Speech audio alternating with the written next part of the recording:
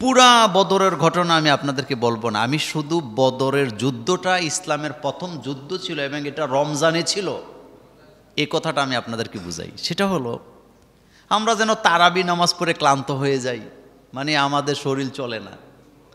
আমরা সেহরি খাওয়ার পরে আমাদের শরীর চলে না, জামাতে যাইতে চাই না, জামাতে নামাজ পড়তে চাই না। অথচ একবার চিন্তা করেন তো, সাহাবাই কেরাম রিদওয়ানুল্লাহ তাআলা আলাইহিম আজমাইন তারা রমজানের রোজা রেখে যুদ্ধ করলেন, সেই যুদ্ধে আল্লাহ পাক তাদেরকে বিজয় দিলেন। তো সাহাবাই কেরাম তো বলতে পারতো যে ইয়া রাসূলুল্লাহ সাল্লাল্লাহু আলাইহি ওয়াসাল্লাম, রমজানের মাস, আমরা এমনিতেই ক্লান্ত, রোজা রাখি, আবার যুদ্ধ আমরা এটা কিভাবে করব? কিন্তু তারা এই কথা বলেন নাই।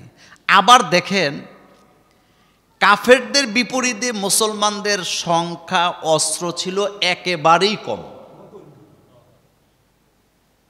1000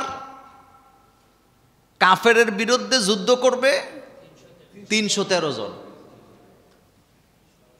ঘোড়া, তরবারি, ডাল সব কিছু ওদের বেশি, কিন্তু মুসলমানের হাতে কিছুই নেই। আবার রমজানের মাস, কিন্তু শুধু ঈমানের কারণে আল্লাহ তাদেরকে বিজয় দান করলেন। কিসের কারণে বলেন তো? এটা তো একটা বড় শিক্ষা। আল্লাহ রাব্বুল আলামিন বলছেন, ওয়ালাকাদ নাসারাকুমুল্লাহু বিবাদরিন, সূরাতুল আল ইমরানের 123 নম্বর আয়াতে আল্লাহ পাক বলেছেন, বদরের যুদ্ধে আমি আল্লাহ তোমাদেরকে সাহায্য করলাম। তোমরা ছিলে দুর্বল। তোমরা কি ছিলে? দুর্বল। আল্লাহকে ভয় করার কারণে আমি আল্লাহ তোমাদেরকে বিজয় দান করে দিলাম। আল্লাহ বলতেছে তোমরা দুর্বল ছিলা। আল্লাহ জানে না মুসলমান যে দুর্বল ছিল? অস্ত্র নাই, সৈন্য নাই, টাকা নাই, পয়সা নাই, কিন্তু আল্লাহ পাক বলেন ওয়ালাকাদ নাসারাকুমুল্লাহু বিবাদরিন, আল্লাহ পাক তোমাদেরকে বদরের যুদ্ধে সাহায্য করছে। ওয়া আনতুম আজিল্লা, তোমরা ছিলা দুর্বল, আল্লাহ তোমাদেরকে দুর্বল অবস্থায় প্রথম যুদ্ধেই তোমাদেরকে আল্লাহ বিজয় দান করে দিয়েছে। বদরের যুদ্ধ সহজ কোনো যুদ্ধ ছিল না। বদরের যুদ্ধের অবস্থানটা ছিল মামা তরবারি ধরবে বাগিনার বিরুদ্ধে, বাগিনা যুদ্ধ করবে মামার বিরুদ্ধে, বাতিজা যুদ্ধ করবে চাচার বিরুদ্ধে, চাচা যুদ্ধ করবে বাতিজার বিরুদ্ধে, ছেলে যুদ্ধ করবে বাপের বিরুদ্ধে, বাপ যুদ্ধ করবে ছেলের বিরুদ্ধে। চিন্তা করতে পারেন, এমন যুদ্ধ নয় যে এক দেশ আরেক দেশের লোক কেউ কাউকে চিনে না। বাপ ছেলে, বাবা গেছে আল্লাহর পক্ষে হয়ে তরবারি নিয়ে, ছেলে গেছে কাফেরদের পক্ষ হয়ে তরবারি নিয়ে, বাপ আর ছেলে মুখোমুখি যুদ্ধ করবে বদরের যুদ্ধ। মামা ভাগিনা, মামা গেছে আল্লাহর পক্ষ হইয়া, ভাগিনা গেছে কাফেরদের পক্ষ হইয়া, চাচা গেছে কাফেরদের পক্ষ হইয়া, বাতিজা গেছে আল্লাহর পক্ষ হইয়া। ব্যাপারটা কি খুব সহজ ছিল? কত ভয়ানক ব্যাপার ছিল। আল্লাহ রাব্বুল আলামিন বলেন, আমি যখন দেখতে পেলাম তোমরা দুর্বল, তোমরা সংখ্যা কম, অস্ত্র কম, কিন্তু তোমাদের ঈমান দেখে আমি আল্লাহ খুশি হয়ে গিয়েছি, যার কারণে আমি আল্লাহ রাব্বুল আলামিন 3000 ফেরেশতাকে তোমাদের পক্ষ হইয়া যুদ্ধ করার জন্য ময়দানে নামায় দিলাম। আমি 3000 ফেরেশতাকে মুসলমানদের পক্ষে বদরের যুদ্ধে নামায় দিলাম। রাসূল কারীম সাল্লাল্লাহু আলাইহি ওয়াসাল্লাম, বদরের যুদ্ধ এটা মুসলমানদের জীবনের প্রথম যুদ্ধ, যদি হেরে যায় মনোবল ভেঙে যাবে। আল্লাহ সেজন্য তাদেরকে বিজয় দিলেন। আল্লাহ রাসূল সৈন্যগুলাকে মেপে মেপে বদরের যুদ্ধে নিয়ে যাচ্ছেন। এই যে সেনাবাহিনীতে, পুলিশ বাহিনীতে যে মেপে মেপে মাপকাঠি দিয়া সৈন্য যে নির্ধারণ করা হয়, এটা পৃথিবীর ইতিহাসে সর্বপ্রথম রাসূলুল্লাহ সাল্লাল্লাহু আলাইহি ওয়াসাল্লাম শিখিয়েছেন। 2 ভাই মুআজ, মুআওয়িজ, ছোট ছোট গেছে যুদ্ধে যাবে। রাসূল বললেন তোমরা শিশু, তোমরা যেতে পারবা না। 2 ভাই বলতেছে, রাসূল গো, আমরা যুদ্ধে যেতে চাই। আমরা শুনেছি মক্কায় সবচেয়ে বেশি কষ্ট দিছে আপনাকে আবু জাহিল। আমাদের টার্গেট অনেক বড়। আমরা যুদ্ধের ময়দানে যাওয়ার একটাই কারণ, আমরা আপনার বড় শত্রু আবু জেহেলকে শেষ করে দিতে চাই। তরুণ বয়সে যুদ্ধে যাবে, বলেন তো কি বয়স? সোজা করছেন আপনি, সোজা মনে করছেন? তরুণ বয়স। আল্লাহ রাসূল তাদের কথা শুনে বললেন, ঠিক আছে, বড়টাকে আমি অনুমতি দিলাম, কিন্তু ছোটজনকে দেওয়া যাবে না, কারণ সে বেশি ছোট। এবার ছোট ভাই কয়, রাসূল গো, আমি বুঝে গেছি আপনি মনে করছেন আমার বড় ভাইয়ের গায়ে শক্তি বেশি, এজন্য সে যুদ্ধে যেতে পারবে। আপনি মনে করছেন আমি কৌশল বুঝি না, আমার গায়ে শক্তি নাই। আপনার সামনে আমাদের দুই ভাইকে কুস্তি লাগায় দেন, আমি যদি আমার ভাইকে হারায় দিতে পারি তাহলে কি আমি যুদ্ধের ময়দানে যেতে পারবো? আল্লাহ রাসূল বলেন, হ্যাঁ অবশ্যই পারবা। ছোট ভাই কানে কানে ইশারা দিয়ে বলতেছে, ভাই আমি জানি তোর সাথে আমি পারি না, তুইও জানোস আমি তোর সাথে পারি না, কিন্তু আজকে যদি তুই আমারে হারায় দেস, জেহাদের ময়দানে আমি তোর সাথে সাথী হতে পারবো না।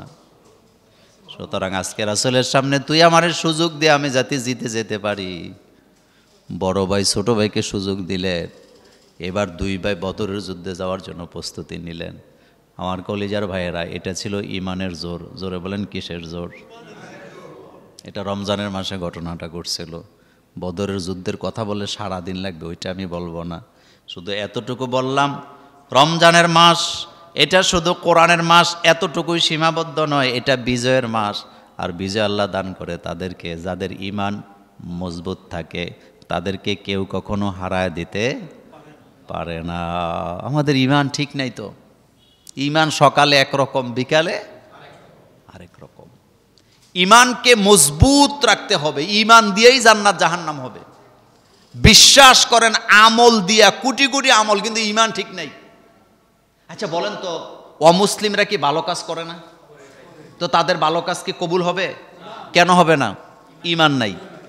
আপনার আমারটা কবুল হওয়ার সম্ভাবনা আছে, কারণ আমরা ঈমান আগে আনছি, ঈমানের শর্ত পূরণ করছি। ঈমান ছাড়া নেক আমল কবুল হবে না। আমার কলিজার ভাইয়ারা, বদরের যুদ্ধ আল্লাহ রাব্বুল আলামিন আমাদেরকে বিজয় দান করলেন, মুসলমানদেরকে বিজয় দিয়া মুসলমানদের মনোবলকে মজবুত করে দিলেন, যার কারণে পরবর্তীতে যত যুদ্ধের ঘোষণা আসছে মুসলমানরা পিছপা হয় নাই, যার কারণে কিয়ামত পর্যন্ত দিনের বিজয় সারা পৃথিবী জোড়া আছে না? রাসূল, এই যে বদরের যুদ্ধ, এটা হলো আমাদের জন্য টার্নিং পয়েন্ট। মক্কা থেকে মদিনায় চলে গেছে,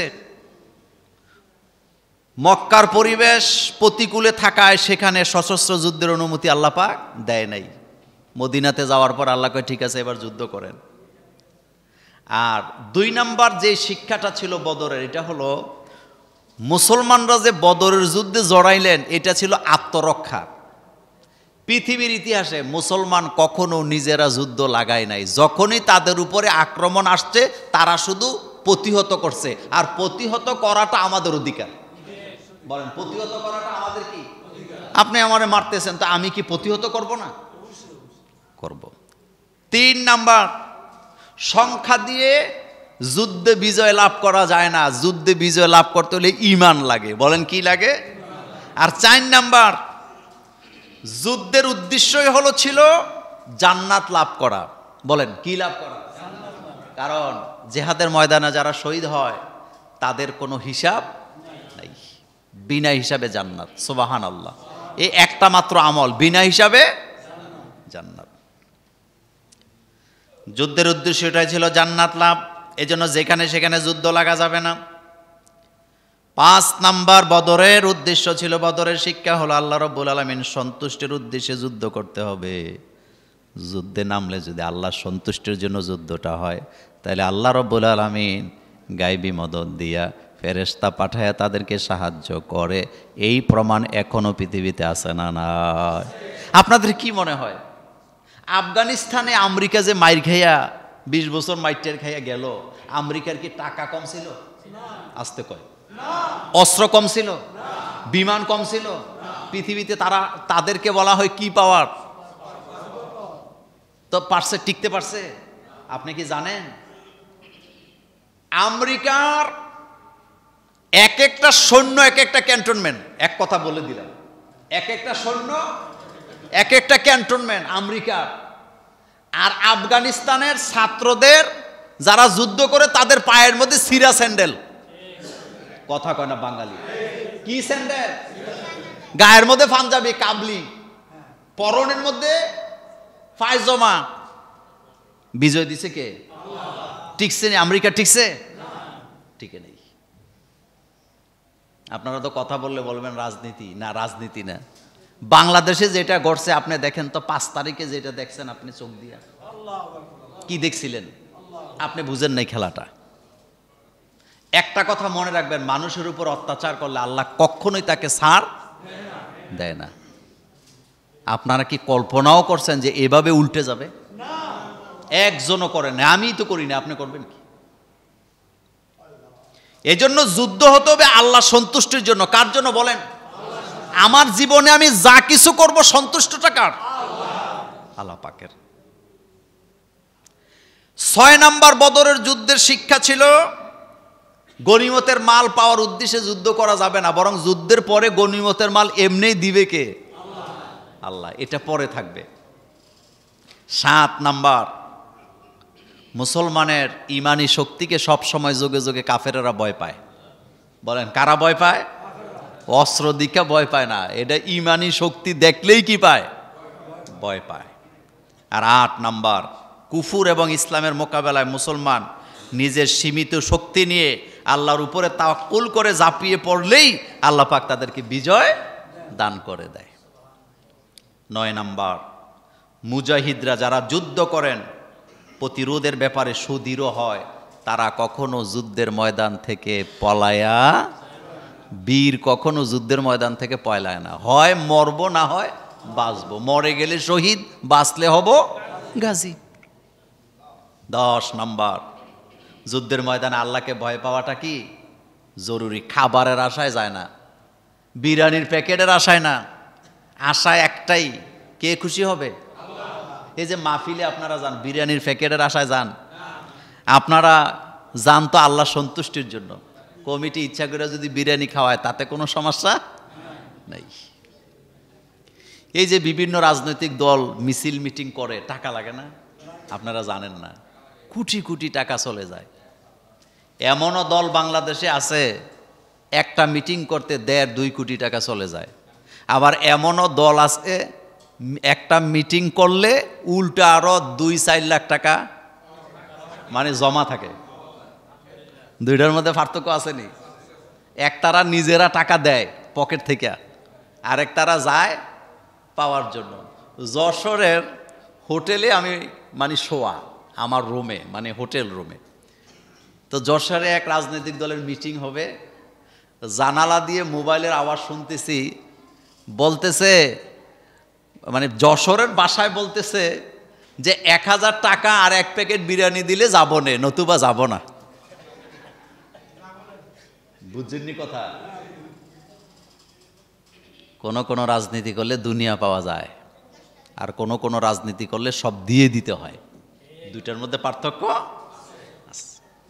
আরেকটা হলো আল্লাহ পাকের গায়বী মদদ আসে। আমি বদরের যুদ্ধের ব্যাপারে এতটুকু বললাম, শুধু এতটুকু বুঝাইলাম যে বদরের যুদ্ধে আল্লাহ পাক মুসলমানদেরকে বিজয় দিছে, এটা শুধুমাত্র ইমানের কারণ। বলেন কিসের?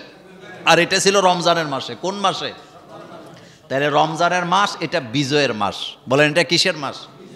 বিজয়ের মাস। এখন আমরা জানবো